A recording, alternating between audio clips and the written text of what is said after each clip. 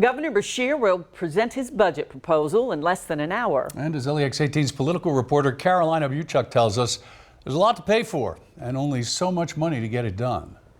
We are all here together tonight on Team Kentucky. 2 weeks after he told lawmakers what Kentucky's priorities should be, Governor Andy Beshear will speak again tonight. But this time, he'll address how the state is going to pay for the promises he made over the last 2 years. And he's already made it clear he's tired of budget cuts. And we are going to have a budget that for the first time doesn't cut any more into the bone. And that's where we are. We have cut and cut and cut since 2008. And we are long past cutting the fat. We have cut deep into the bone.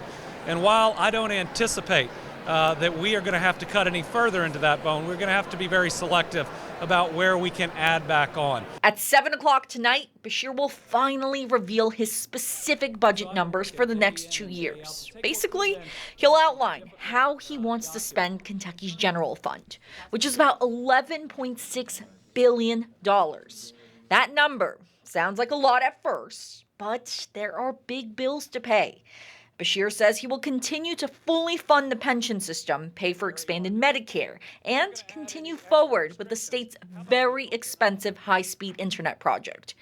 That right there is worth millions of dollars.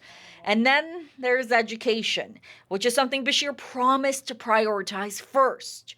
He promised a $2,000 across-the-board pay raise for Kentucky's teachers, which will cost about $84 million per year.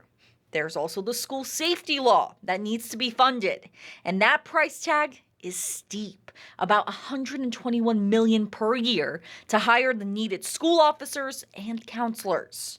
It's so much money that the governor admits the school safety law likely won't be funded entirely right away. We're looking at the school safety bill right now. We're likely going to have to do that in steps to get to the ultimate full funding, but what you will see is a strong investment in children, and that is everything from preventing abuse to providing world-class education to school safety to even safety, especially on our rural roads. So the governor will give his speech, but legally he's only allowed to propose the budget. At the end of the day, the legislature, which has Republican supermajorities in each chamber, decides what makes the state budget. In Frankfort, Carolina Buchuk, LEX 18 News.